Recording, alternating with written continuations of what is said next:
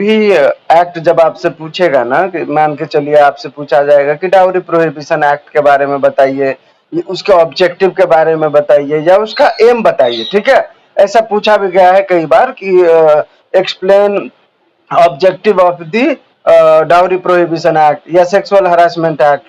किसी भी एक्ट का अगर आपसे एम या ऑब्जेक्ट पूछे, ठीक है, या बनाने के पीछे का जो पर्पस था वो अगर पूछे, तो आपको सिंपल याद रखना है कि जो भी एक्ट का नाम वो बोल रहे हैं ना, उस एक्ट में ही लिखा है कि वो क्यों बना है, ठीक है। जैसे मान के चलिए आपसे पूछा जाएगा explain objective of dowry prohibition act, ठीक है।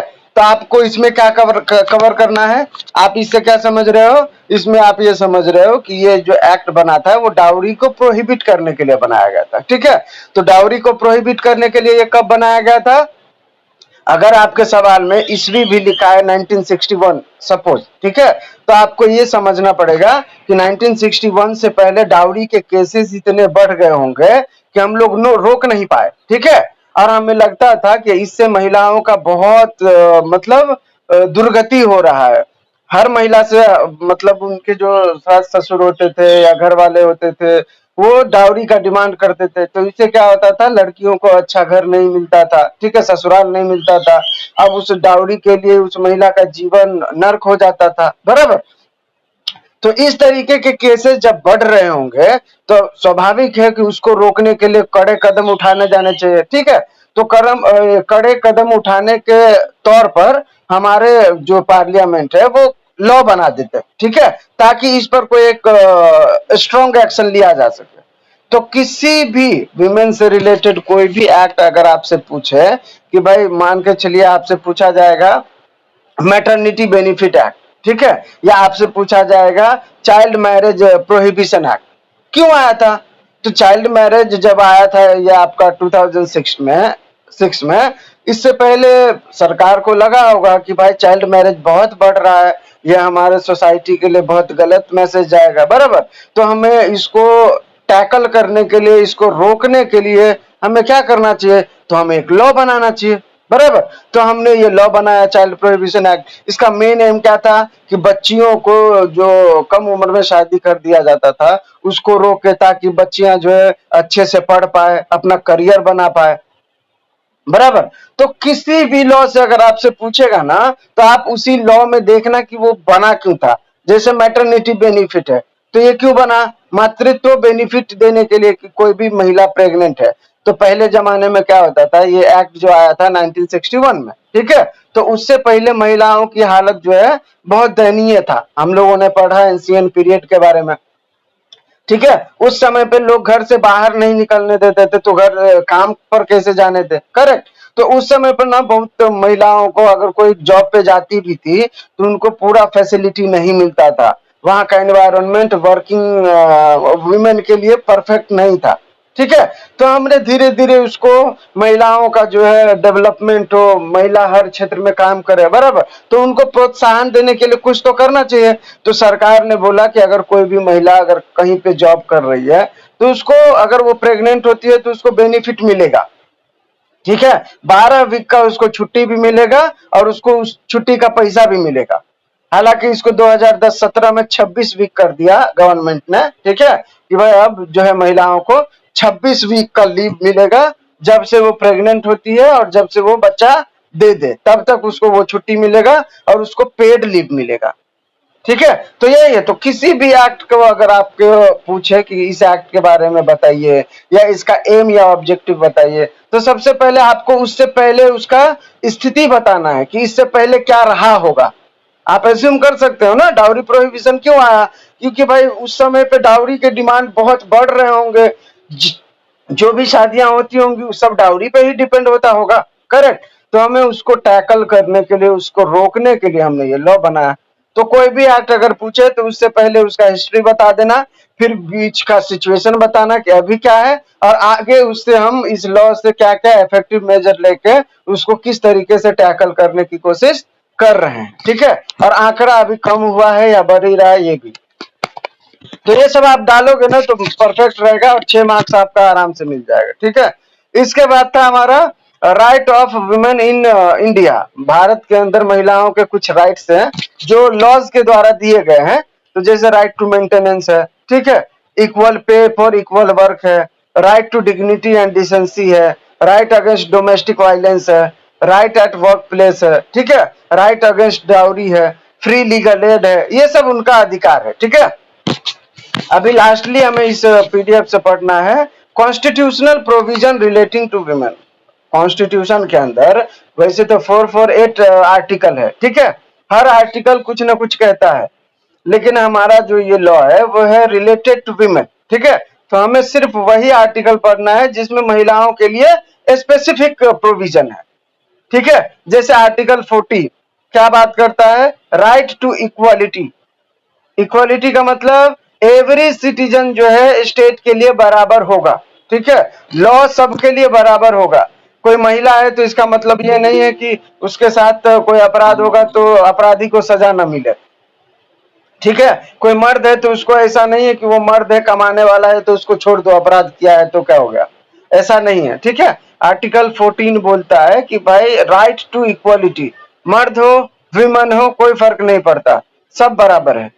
ठीक है, दूसरा है आर्टिकल 15(1) और आर्टिकल 15(3). आर्टिकल 15(1) क्या बोलता है, prohibition of discrimination and special provision.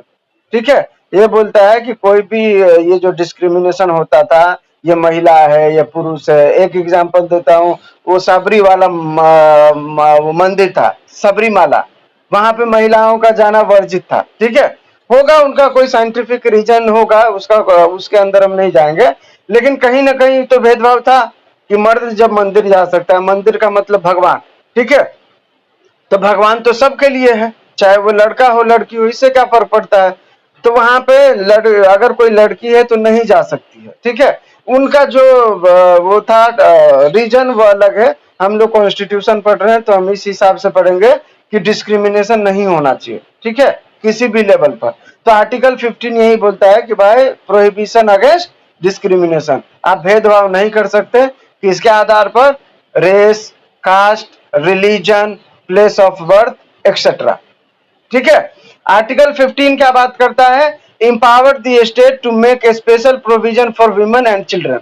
Article 15(3) में दिया हुआ है कि स्टेट गवर्नमेंट जो है महिलाओं के उत्थान के लिए, अपलिफ्टमेंट के लिए वो स्पेशल लॉज बना सकते हैं। एग्जाम्पल देता हूं आपको, महिलाओं के लिए आपने देखा होगा ये लाड़की बहन योजना है, महिलाओं के लिए है। ठीक है, इसके बाद आपने देखा होगा बसों में महिलाओं के लिए रिजर्व सीट रहता है। ठीक है, ये सब क्या है, आप वहां पे ये बोल सकते हो क्या, ये तो भेदभाव है भाई, मर्द के लिए कोई सीट नहीं, महिलाओं के लिए 10-10 सीट रिजर्व है, तो ये डिस्क्रिमिनेशन नहीं है। आर्टिकल 15(3) में स्टेट को ये पावर दिया गया है, कॉन्स्टिट्यूशन निर्णय ये कि महिलाओं के लिए अगर उनको कोई स्पेशल प्रोविजन बनाना होगा तो वो बना सकते हैं। ठीक है, बच्चों के लिए कोई बनाना होगा तो बना सकते हैं, वो डिस्क्रिमिनेशन नहीं माना जाएगा। ठीक है, आर्टिकल 15(3) में, ये आर्टिकल 15(3) पहले नहीं था, ये बाद में जोड़ा गया। ठीक है, ऐसा होता था कि लोगों को लगता था कि ये महिलाओं के लिए अलग प्रावधान कर रहे हैं तो ये डिस्क्रिमिनेशन है मर्दों के साथ। ठीक है, तो कॉन्स्टिट्यूशन में ही अमेंड करके आर्टिकल 15 में 3 को जोड़ा गया और उसमें ये कहा गया कि अगर महिलाओं के लिए और बच्चों के लिए कोई स्पेशल लॉ बनाए जाते हैं, ठीक है, या स्पेशल प्रोविजन लाया जाता है तो वो डिस्क्रिमिनेटरी नहीं माना जाएगा। ठीक है, क्योंकि वो महिलाओं के अपलिफ्टमेंट के लिए बनाया गया है। नेक्स्ट है आपका article 16, equality of opportunity in matter of public employment. ठीक है, सरकारी कोई भी वैकेंसीज निकलेंगे तो उसमें ऐसा नहीं है कि लड़कियों के लिए कोई सीट नहीं रहेगा, सिर्फ लड़के लड़के रहेंगे, ऐसा नहीं है। किसी भी लेवल पर जो अपॉर्चुनिटी होगा पब्लिक एम्प्लॉयमेंट में उसमें इक्वालिटी रहेगा, उसमें वो कोई भी चाहेगा तो उसका फॉर्म भर सकता है, कोई भी वो जॉब ले सकता है। ठीक है, पब्लिक सेक्टर में भी वही सीन है कि भाई इक्वल अपॉर्चुनिटी मिलेगा, कोई प्रॉब्लम नहीं है उसमें। रेस कास्ट ऐसा नहीं है कि तुम एससी से हो तो तुमको नहीं लिया जाएगा, तुम राजपूत से हो तुमको नहीं लिया जाएगा, ऐसा नहीं है। लड़का है तो भी लिया जाएगा, लड़की है तो भी लेंगे। Caste, creed, religion, place of birth, इसके आधार पर जो है गवर्नमेंट डिस्क्रिमिनेशन नहीं करेगा, ये आर्टिकल 16 बोलता है। ठीक है, ये हो गया आपके फंडामेंटल राइट के। अब है डीपीएसपी, ठीक है, डीपीएसपी में है directive principle of state policy, जो है वो एक तरीके से स्टेट का ऑब्लिगेशन है, ठीक है, ये आपका फंडामेंटल राइट नहीं है। अगर उसमें कुछ ऐसा लिखा है जैसे मान के चलिए equal pay two equal work, ठीक है, ये आर्टिकल 39 में है। 39 क्या है? डीपीएसपी है। तो इसका मतलब ये नहीं है कि हर इंसान जाके सुप्रीम कोर्ट में बोलेगा कि sir equal pay for equal right है तो मुझे तो नहीं मिल रहा है, तो आप इन्फोर्स कराइए। नहीं करा सकते हैं आप, ठीक है, क्योंकि ये डीपीएसपी में है। तो डीपीएसपी में ये सीधा बोला गया कि स्टेट जो है ना, स्टेट शैल इंडिवर, ठीक है, ये स्टेट का ऑब्लिगेशन है कि वो जो है कोशिश करेगा कि डीपीएसपी में जो भी प्रावधान है वो हर नागरिक को मिले, ठीक है। ये लेकिन हार्ड एंड फास्ट रूल नहीं है कि वो गवर्नमेंट आज का आज कर दे, ऐसा नहीं है। वो काम करेंगे उसके ऊपर और कोशिश करेंगे कि जो भी डीपीएसपी में है वो पब्लिक को मिले, ठीक है। अभी देखिए आर्टिकल 39 ए, डी और ए और डी में प्रावधान है बेसिकली। देखिए, ensuring economic justice and legal aid, article 39 A demands that the state provide men and women equally the right to an adequate means of livelihood.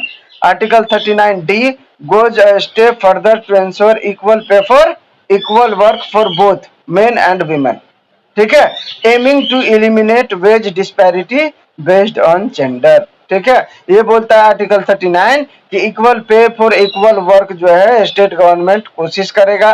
क्यों? तो वो कोशिश करेगा कि भाई जो भी डिस्पैरिटी है वेजेस के आधार पर उसको कम किया जाए, ठीक है।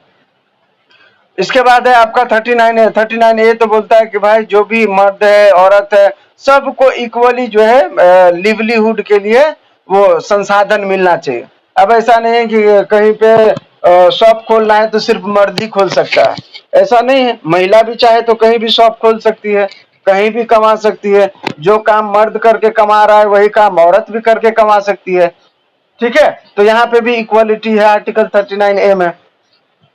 इसके बाद है आर्टिकल 42। आर्टिकल 42 में बात किया गया है मैटरनिटी बेनिफिट के बारे में, ठीक है, जो कि हमने अभी शुरू में पढ़ा था कि कोई भी महिला है उसको मैटरनिटी रिलीफ मिलना चाहिए जॉब के दौरान, ठीक है। नेक्स्ट है आपका फंडामेंटल ड्यूटी। इसमें फंडामेंटल ड्यूटी में आर्टिकल 51 ए है, उसका सब क्लॉज ई है। उसमें कहा गया है कि The Constitution underscores the moral obligation of every citizen to renounce practices derogatory to the dignity of women, ठीक है। तो ये बोलता है 51 ए का सब क्लॉज ई कि आप जो है किसी भी महिला के ऊपर डेरोगेटरी रिमार्क नहीं करोगे, ठीक है। आप जो है महिलाओं का सम्मान करोगे, ठीक है, महिलाओं के साथ कोई भी भेदभाव नहीं होना चाहिए। तो ये सब आपकी ड्यूटी है, फंडामेंटल ड्यूटी आर्टिकल 15 ए ई में, ठीक है। इसके बाद है article 243 D.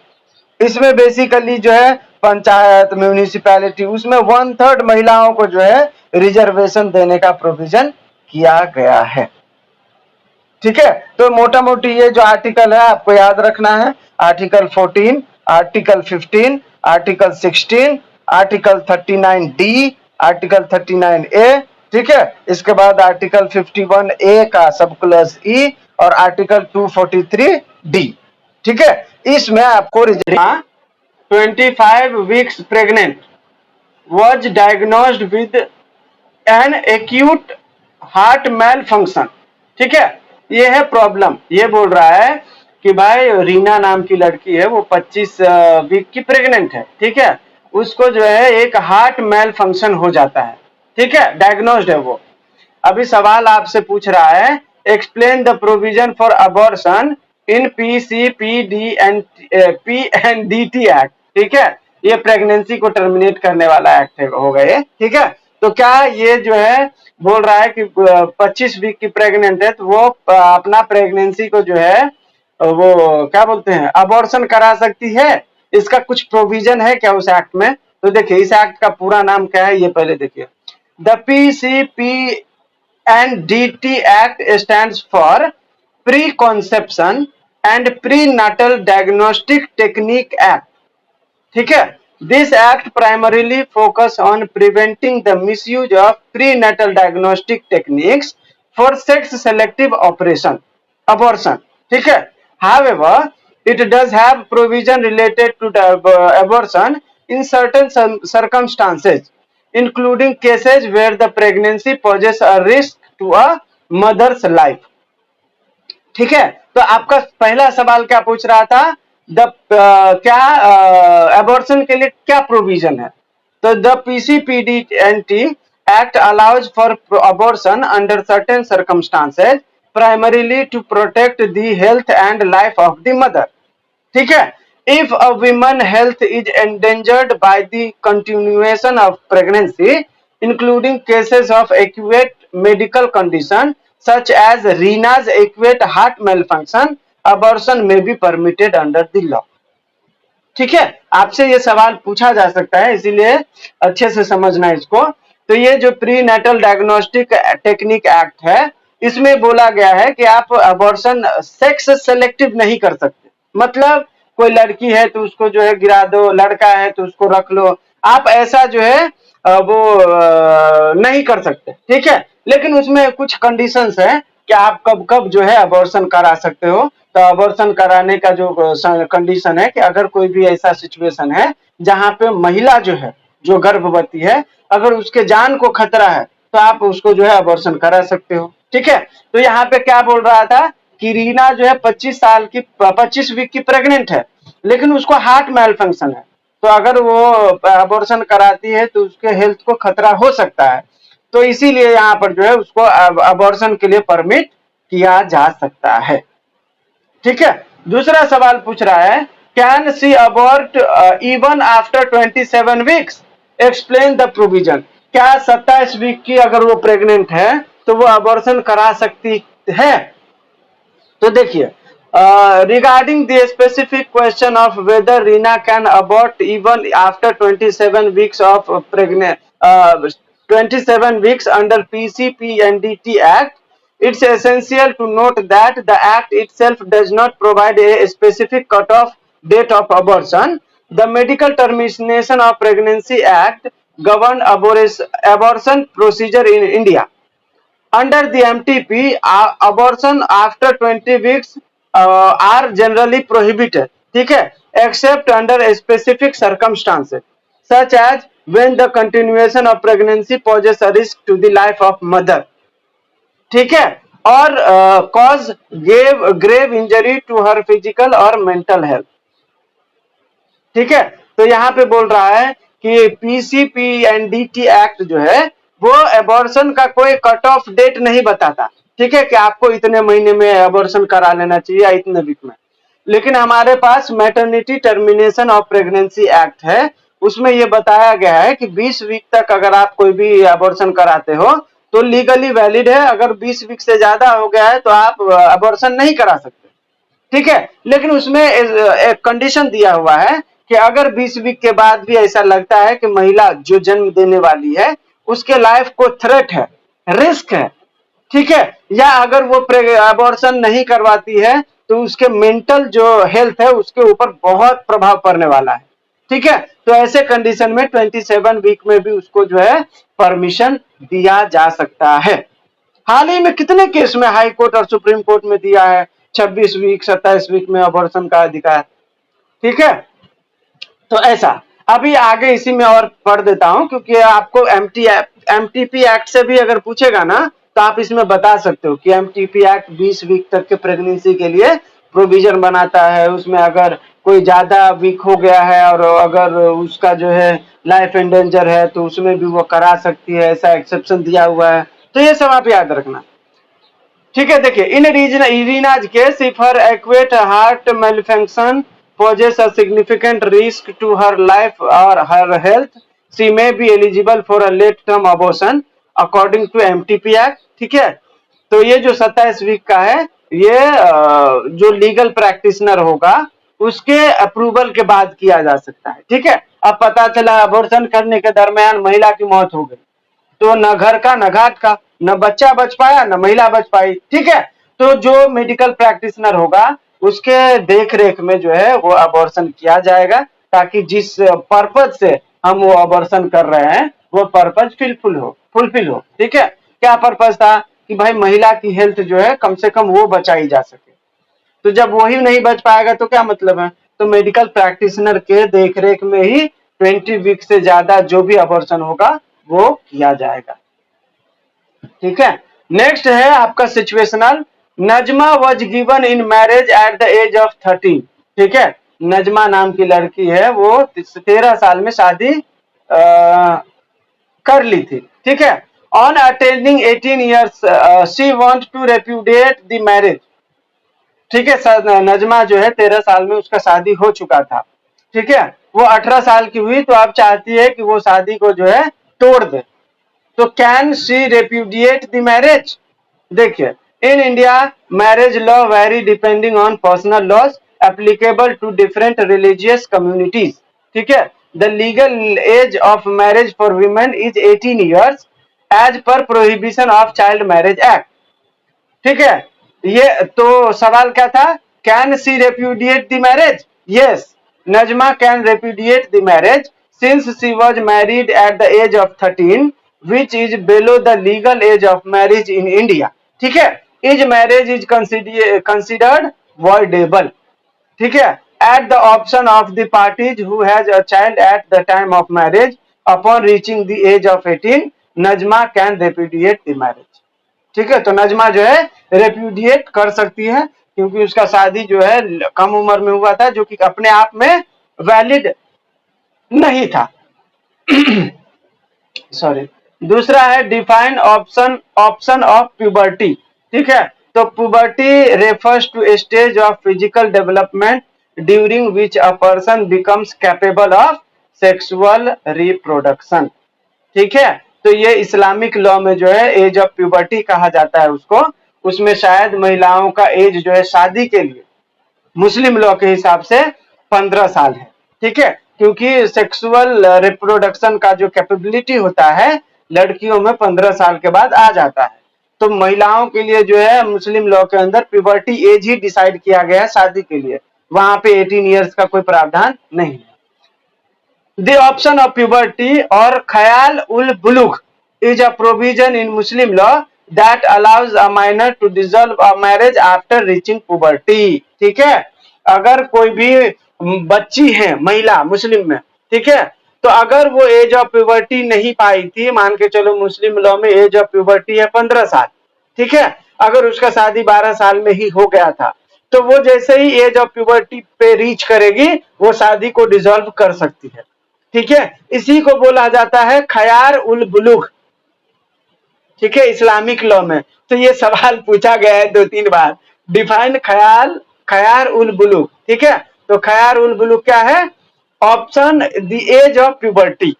As of puberty का मतलब कि महिला, मतलब मुस्लिम लॉ में बच्चियों के शादी के लिए, महिलाओं के शादी के लिए एज ऑफ प्यूबर्टी डिसाइड किया गया है, जिसमें एज ऑफ प्यूबर्टी का मतलब है कि जो महिलाएं हैं जब वो कैपेबल ऑफ सेक्सुअल रिप्रोडक्शन की हो जाती हैं तो ये माना जाएगा कि उनका जो है प्यूबर्टी एज चालू हो गया है, फिर वो शादी कर सकती हैं।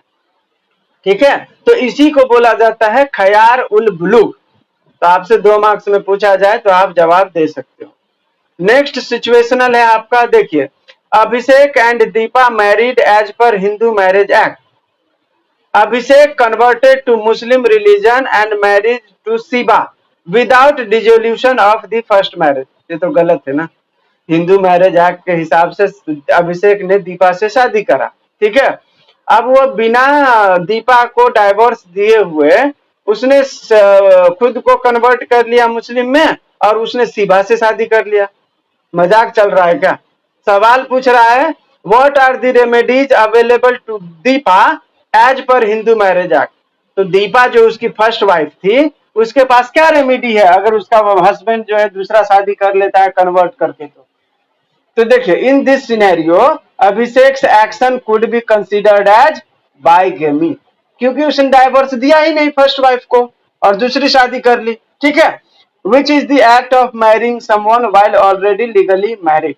तो बाइगेमी का डेफिनेशन दिया हुआ है। ठीक है, अब सवाल पहला है कि remedies available to Deepa as per Hindu marriage act. under the Hindu Marriage Act 1955, if a person remarries while their earlier marriage is still subsisting, the first spouse has several legal remedies. ठीक है, अवेलेबल। पहला, nullity of marriage. Deepa जो है उसका जो दूसरा शादी हुआ है उसको जो है नल एंड वॉइड करने के लिए कोर्ट जा सकती है कि भाई इसने तो बाइगेमी किया है, तो बाइगेमी करके अगर वो दूसरी शादी करता है तो दूसरी शादी उसका वैलिड है ही नहीं। ठीक है, तो आप नलिटी ऑफ मैरिज के लिए जा सकती हो। इसके बाद दूसरा है डाइवोर्स। आप उससे डाइवोर्स ले सकती हो कि उसने कन्वर्ट कर लिया खुद को दूसरे रिलीजन में, जो कि हिंदू मैरिज एक्ट बोलता है कि अगर कोई भी पार्टी अगर खुद को कन्वर्ट कर ले दूसरे रिलीजन में तो कन्वर्जन जो है एक ग्राउंड होता है डाइवोर्स का। ठीक है, ये दूसरा रेमेडी हो गया। तीसरा रेमेडी है मेंटेनेंस का। Deepa can also claim maintenance from Abhishek according to Hindu marriage act section 25। जब मैरिज जो है वॉइड डिक्लेयर हो जाता है, ठीक है, तो दीपा को जो है मेंटेनेंस का अधिकार फिर भी होता है। ठीक है, तो वो मेंटेनेंस क्लेम कर सकती है, या आप डाइवोर्स जैसे ही लोगों मेंटेनेंस का क्लेम तो आप कर ही सकती हो ना। तो आर्टिकल सेक्शन 25 में मेंटेनेंस के लिए प्रोविजन किया गया है। तो दीपा के पास रेमेडी यह है कि उसकी शादी को दूसरी शादी को नल एंड वॉइड कर दे। दूसरा रेमेडी है वो डाइवोर्स ले सकती है, और तीसरा रेमेडी है कि वो मेंटेनेंस क्लेम कर सकती है। दूसरा है, is this marriage with Shiva valid, explain the with citation. अगर उसने शिवा से शादी किया है तो क्या ये वैलिड है, और अगर वैलिड नहीं है तो आप किसी केस लॉ से साइटेशन से एक्सप्लेन करें। ठीक है, तो देखिए, Abhishek marriage with Shiva would be considered invalid और वॉइड अंडर द लॉ। सही बात है ना, जब वो हिंदू था, हिंदू मैरिज एक्ट में शादी कर चुका था, तो वो दूसरा शादी कन्वर्ट करके कर ही नहीं सकता है, तो ये अपने आप में गलत है, इनवैलिड है उसका शादी। ठीक है, according to Indian law, if a person remarries while their earlier marriage is still subsisting, the subsequent marriage is void। ठीक है, तो उसका शादी जो है दूसरा शादी वो अपने आप में void है। ठीक है, अब दूसरा क्या पूछ रहा था इसमें कि भाई साइटेशन बताइए इस बात को एक्सप्लेन करते हुए। तो देखिए, the Supreme Court of India has affirmed this principle in several judgment. In the case of Sarla Mudgal versus Union of India, the court has held that a Hindu marriage solemnized under Hindu Marriage Act cannot be terminated except by decree of divorce granted by the competent court. Any marriage contracted during the subsisting of such marriage is null and void। ठीक है, तो the court emphasized that the Hindu Marriage Act is a codified law and must be strictly followed। ठीक है, Hindu marriage act जो है वो codified law है। ठीक है, तो उसको आपको फॉलो करना चाहिए। अगर हिंदू मैरिज एक्ट में बोला गया है कि आप अगर एक शादी करते हो तो आप दूसरी शादी नहीं कर सकते। ठीक है, तो जब आप दूसरी शादी करते हो तो वो अपने आप में वो वॉइड है, और कोर्ट भी जो है उसका ये ड्यूटी है कि वो स्ट्रिक्टली फॉलो करे। ठीक है, ये किस केस में कहा था? Sarla Mudgal versus union of India के केस में। ठीक है, आपसे सवाल अगर केस लॉ पूछे, यही जो है ना ये स्टोरी दे दे और पूछे कि इसका साइटेशन क्या है, तो आपको याद रखना है सरला मुदगल का केस। ठीक है, नेक्स्ट है आपका situational. A toy factory along with male member has 29 female member. ठीक है, एक टॉय का फैक्ट्री है जहां पे मेल मेंबर के साथ 29 फीमेल मेंबर भी हैं। ठीक है, तो आपसे सवाल पूछ रहा है, are these women employees entitle for creche facility, explain with reason. ठीक है, तो इसका जवाब है, according to maternity benefit act any establishment with 50 और more employees must provide a creche facility within a prescribed distance. ठीक है, since the toy factory has 29 female employees, it does not meet the threshold for mandatory crèche provision under the act. However, providing a crèche facility could still be considered a progressive and employee friendly measure that may contribute to a more supportive work environment for a female employee, helping them balance work and family responsibility. ठीक है, तो ये जो है हमारा maternity benefit act, उसमें बताया गया है कि अगर 50 या 50 से ज्यादा एम्प्लॉय हैं कहीं पे, तो वहां पे क्रीच फैसिलिटी होना चाहिए। क्रीच फैसिलिटी का मतलब होता है कि भाई उनके अगर कोई बच्चे हैं तो बच्चों को रखने का व्यवस्था होना चाहिए, उनके बच्चे अगर खेलना चाहते हैं तो खेलने का व्यवस्था होना चाहिए, अगर बच्चे उनके पढ़ना चाहते हैं तो पढ़ने का व्यवस्था होना चाहिए। ठीक है, ये सारा व्यवस्था होना चाहिए। तो यहाँ पे 50 एम्प्लॉय की बात करता है आपका एमटीपी एक्ट। ठीक है, लेकिन यहाँ पे जो हमारा सिचुएशन है वहां पे 29 मेंबर ही है। ठीक है, टोटल। तो यहाँ पे बोल रहा है कि यहाँ पे जब लॉ में ही 50 दिया है तो 29 मैंडेटरी नहीं है फिर। ठीक है, लेकिन 29 मेंबर हैं, तो अगर जो भी उस फैक्ट्री को चला रहा है, अगर वो चाहे तो प्रोग्रेसिव स्टेप लेते हुए 29 मेंबर के लिए भी क्रीच फैसिलिटी कर सकता है। कोई हार्ड एंड फास्ट रूल नहीं है कि आप नहीं कर सकते हो। अगर 29 मेंबर है और आपका पॉजिटिव अप्रोच है कि नहीं भाई महिलाएं महिलाएं हैं, जितनी भी हो हमें उनको सारी सुविधाएं देनी चाहिए, तो यू कैन डू दैट, आप ऐसा कर सकते हो। ठीक है, दूसरा सिचुएशनल है, can female employees be forced for night shift, give reason. ये बोल रहा है कि क्या महिला जो एम्प्लॉय है उसको नाइट शिफ्ट में फोर्स कर सकते हैं काम करने को, रीजन बताइए। The law in India prohibit the employment of women during certain time hour for their safety and welfare. ठीक है, The Factory Act prohibit the women employment of women in factory between 7 PM to 6 AM. ठीक है, factory act जो है वो शाम के 7 बजे से 6 बजे तक महिलाओं को काम करने से रोकता है, with some exception granted by appropriate government. So female employee cannot be forced to work night shift as it is against the provision of labor laws aimed at protecting the safety and welfare of the worker. ठीक है, तो कोई भी employee जो है किसी भी महिला को रात के शिफ्ट में काम करने के लिए फोर्स नहीं कर सकता है। आपका फैक्ट्री एक्ट क्लियर बोलता है कि रात के 7 बजे से सुबह के 6 बजे तक किसी भी महिला को काम करने से प्रोहिबिट किया गया है। ठीक है, नेक्स्ट है आपका ये तो आपका ये है ऐसे राइटिंग है, आपको बोल रहा है कि मैटरनिटी बेनिफिट एक्ट के बारे में बताइए ऑब्जेक्टिव। ठीक है, तो आपको मैंने पहले ही बताया था कि कोई भी एक्ट से पूछे तो आपको ये बताना है कि पहले उसका सिचुएशन क्या था, ठीक है, अभी क्या है। तो इनके देखिए कुछ ऑब्जेक्टिव दिया हुआ है, ensure the health and well-being of pregnant women and their newborn, ये मेन ऑब्जेक्टिव है मैटरनिटी बेनिफिट का। ठीक है, protect the employment of women during maternity, maternity अगर आप है, आप लीव लिए हो तो आपका एम्प्लॉयमेंट प्रोटेक्ट करने के लिए भी ये एक्ट है। नेक्स्ट है provide maternity benefit to women employed in certain establishment.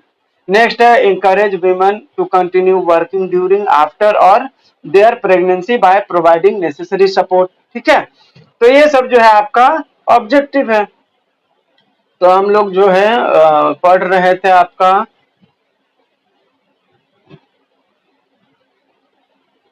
देखो एक लॉन्ग आंसर है, ये बहुत इंपॉर्टेंट लगा मुझे। Describe provision maintenance under various personal laws with along with CrPC का सेक्शन 125। तो सीआरपीसी तो अभी बदल गया है, उसके जगह बीएनएसएस आया है, उसके अंदर सेक्शन 144 है। ठीक है, मेंटेनेंस के लिए। तो बीएनएस में अगर आपसे पूछा जाए बीएनएसएस के हिसाब से आप मेंटेनेंस बताइए, तो बीएनएसएस में लिखा हुआ है कि कोई भी महिला, ठीक है, शादीशुदा महिला या बच्चे या ओल्ड एज पेरेंट, ठीक है, जिसके ऊपर वो डिपेंड हैं, अगर वो खुद को मेंटेन नहीं कर पा रहे हैं तो डिपेंडेंट से वो जो है मेंटेनेंस क्लेम कर सकते हैं। ये आपका सेक्शन 144 बोलता है। ठीक है, बीएनएसएस का।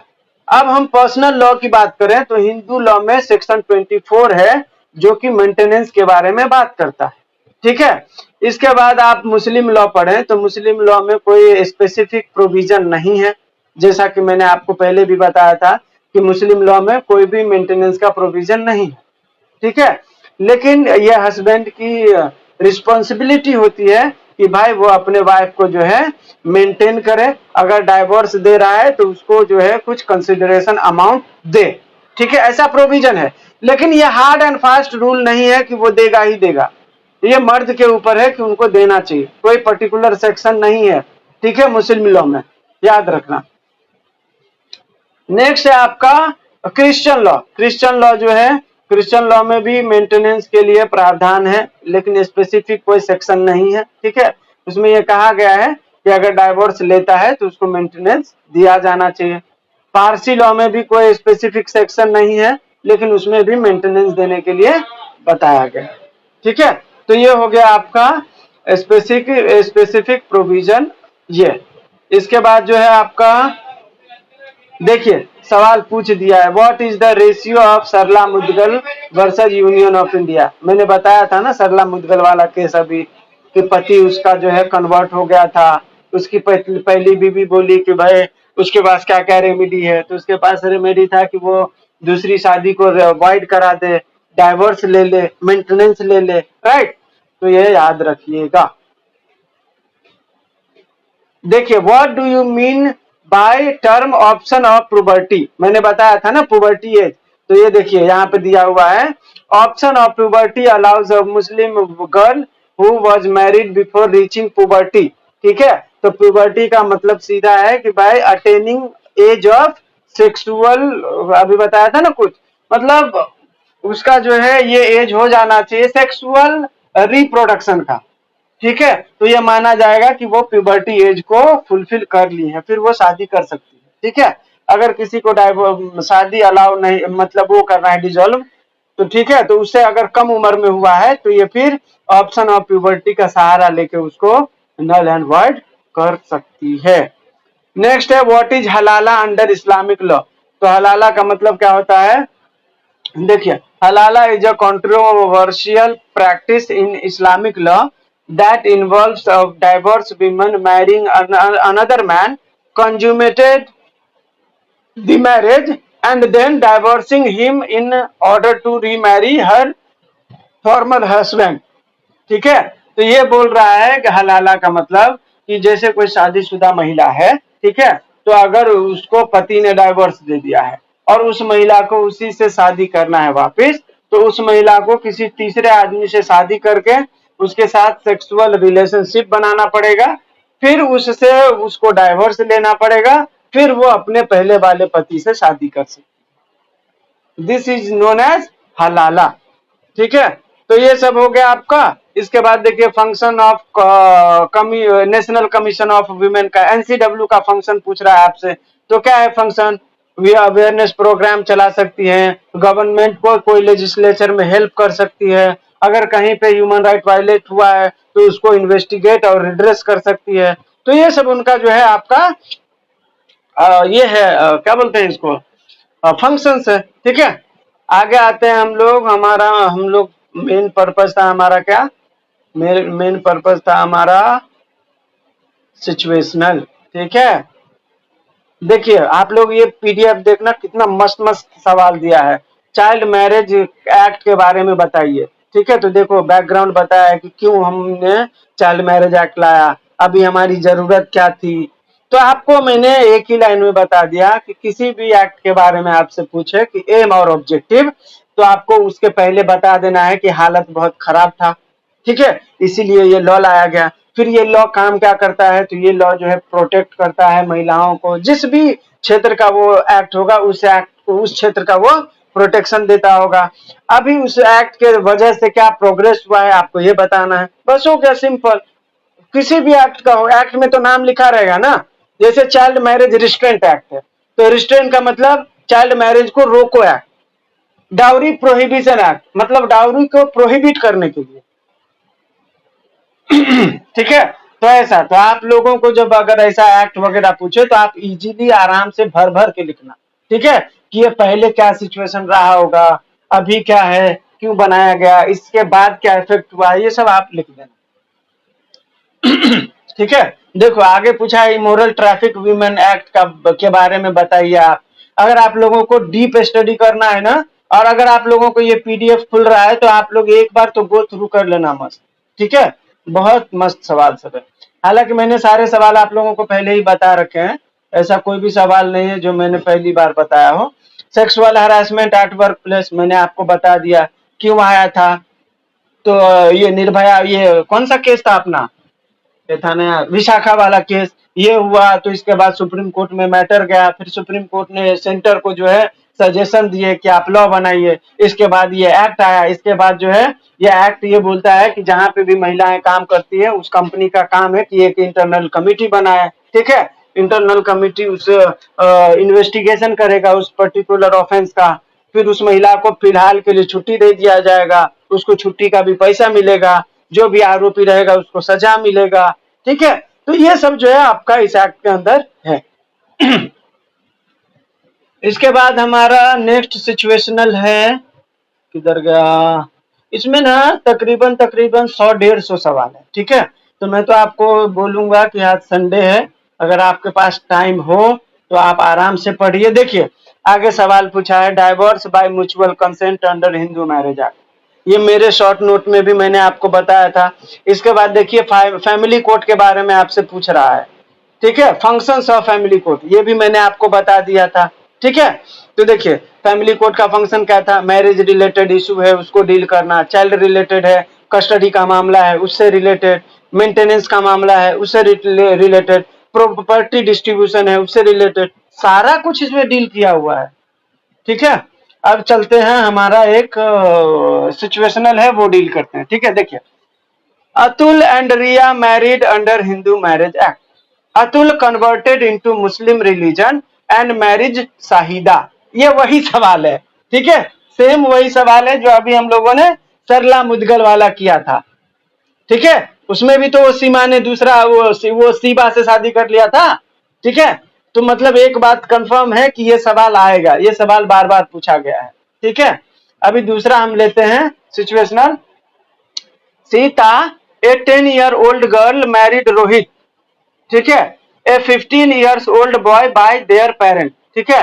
लड़की सीता का नाम है लड़की का, और वो 10 साल की है, उसकी शादी होती है रोहित से, ठीक है। और रोहित का एज कितना है, 15 साल। Whether the marriage is valid give reason, तो ये मैरिज लीगल होगा क्या, नहीं होगा, क्यों, क्योंकि चाइल्ड मैरिज प्रोहिबिशन एक्ट जो है वो एज डिसाइड किया हुआ है शादी का, ठीक है। तो लड़की का 18 और लड़के का कितना होना चाहिए, 21, तो यहाँ पे दोनों का कम है, तो दोनों का कम है, इसीलिए शादी जो है वैलिड नहीं होगा, ठीक है। दूसरा सवाल क्या पूछ रहा है, whether their parent have committed on any offence, yes, उसके माँ बाप ने चाइल्ड मैरिज प्रोहिबिशन एक्ट के तहत अपराध किया है, क्योंकि वो एक्ट सीधा बोलता है कि अगर कोई भी माँ बाप किसी बच्चे का शादी करता है तो बच्चे दोषी नहीं है, क्योंकि बच्चे तो बच्चे हैं, उसको वो पता ही नहीं है, उसके माँ बाप दोषी होंगे, ठीक है। और उसके ऊपर 2 साल तक का जेल और 1 लाख तक का जुर्माना का भी प्रावधान है, ठीक है। तो यहाँ दूसरे सवाल का जवाब होगा कि हाँ, सीता और रोहित के माँ बाप ने ऑफेंस कारित किया है, ठीक है। चाइल्ड मैरिज प्रोहिबिशन एक्ट में ये प्रावधान है कि कोई भी पेरेंट अपने बच्चों की शादी करता है तो उसके लिए 2 साल तक का जेल और 1 लाख तक का जुर्माना वसूला जा सकता है, ठीक है। नेक्स्ट है आपका, Ram a Hindu unmarried male wants to adopt a daughter Sheela, ठीक है। राम जो है एक हिंदू अनमैरिड मेल है, ठीक है, वो चाहता है कि वो एक लड़की है शीला उसको अडॉप्ट करे। What are the provision available with Ram for adoption of a daughter, ठीक है। एक मर्द को जो अनमैरिड है उसको, एक तो पहली बात जो है लड़की वो गोद नहीं ले सकता, ठीक है। कोई भी मर्द जो है अगर वो अनमैरिड है तो लड़की गोद 99% नहीं ले सकता, ठीक है।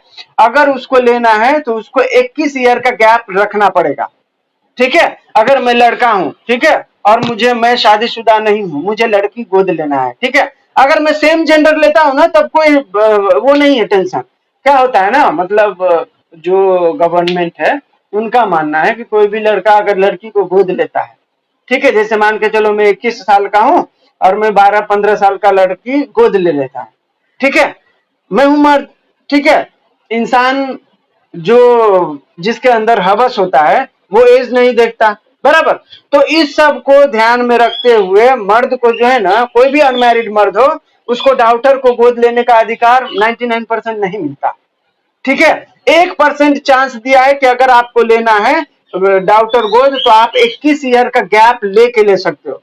जैसे मैं 20 साल का हूं, मैं मान के चलो मैं 21 साल का हूं, मैं 21 साल का हूं, तो कोई मैं बच्चे को गोद दूंगा तो वो 1 महीने की होनी चाहिए।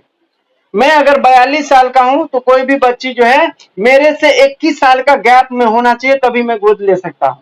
ठीक है, ताकि वो एज का डिस्पैरिटी हो ना, तो थोड़ा जो है कंसीडरेबल हो कि नहीं, बच्चे के साथ कुछ नहीं हो सकता। ठीक है, ऐसा।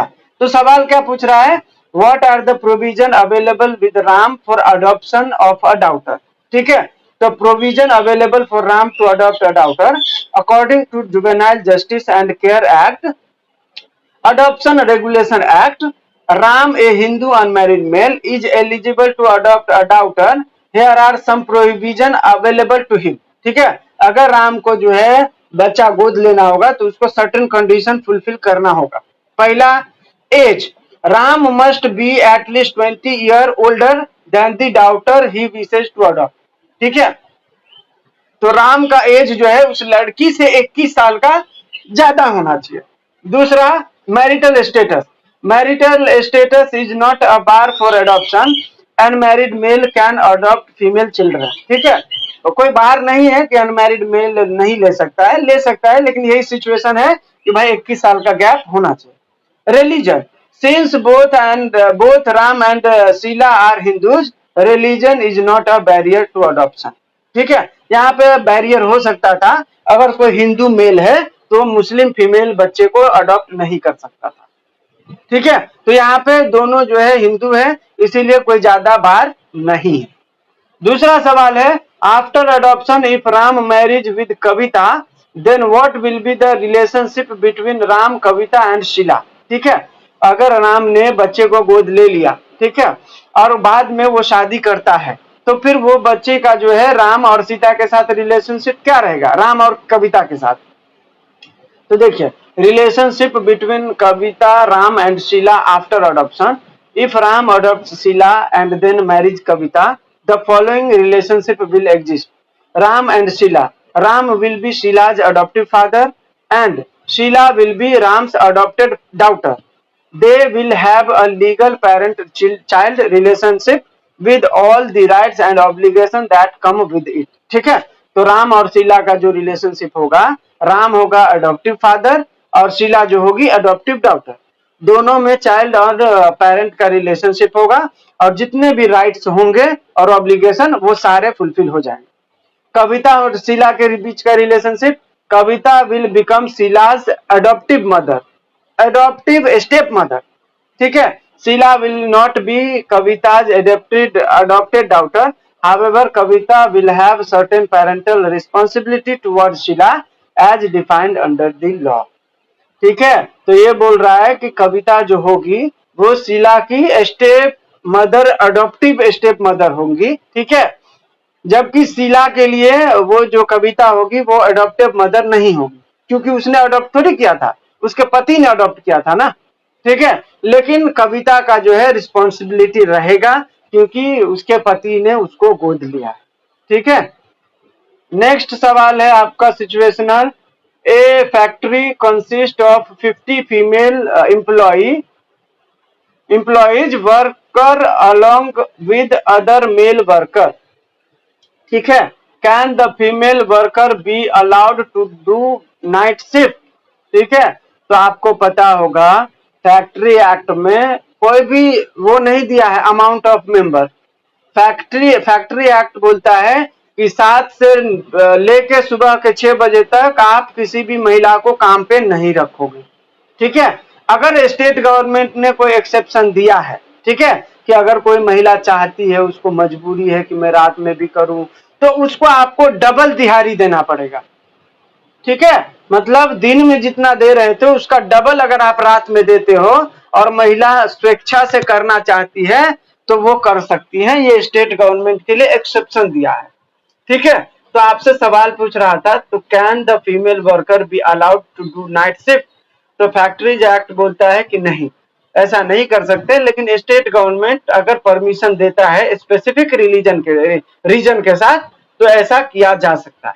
ठीक है, तो इसका मतलब है कि कर सकते हैं। दूसरा है shops and establishment act. This act specific law some states allow women work night shift in shops and commercial establishment provided the employer ensures their safety and security. ठीक है, तो ये बोलता है शॉप एंड एस्टेब्लिशमेंट एक्ट है, वहां पे महिलाओं को रात को भी करने का अधिकार दिया गया है, लेकिन जो भी एस्टेब्लिशमेंट होगा वो उनको जो है सेफ्टी और सिक्योरिटी का पूरा जो है ख्याल रखेगा।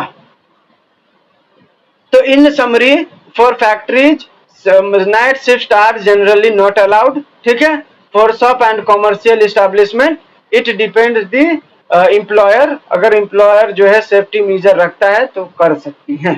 ठीक है, दूसरा है आपका are the women employ entitled to creche facility. Yes, यहाँ पे 50 महिला है ना। ठीक है, तो हमने अभी पिछले इसमें पढ़ा था ना कि मैटरनिटी बेनिफिट एक्ट में अगर कहीं पे भी महिला 50 वर्कर में काम कर रही है तो उसको क्रीज फैसिलिटी मिलेगा। तो यहाँ पे मिलेगा ना क्रीज फैसिलिटी। क्रीज फैसिलिटी में क्या होता है कि भाई उनके बच्चे हैं तो उनका चाइल्ड केयर होना चाहिए, पढ़ने लिखने का। अगर कोई 12 घंटे के लिए आई है, ठीक है, उसका कोई बच्चा है 2-3 साल का, तो अब वो कहाँ रखेगी उसको? तो उसके लिए भाई खेलने का जगह होना चाहिए, खाने पीने का, पढ़ने का जगह होना चाहिए, ताकि महिला काम कर सके। तो ये होता है क्रीज फैसिलिटी। ठीक है, तो ये हो गया। फिर रीजनिंग पूछ रहा है, तो रीजनिंग वही है कि भाई मैटरनिटी बेनिफिट एक्ट में 50 अगर वर्कर काम करते हैं तो क्रीज फैसिलिटी का प्रावधान किया गया है।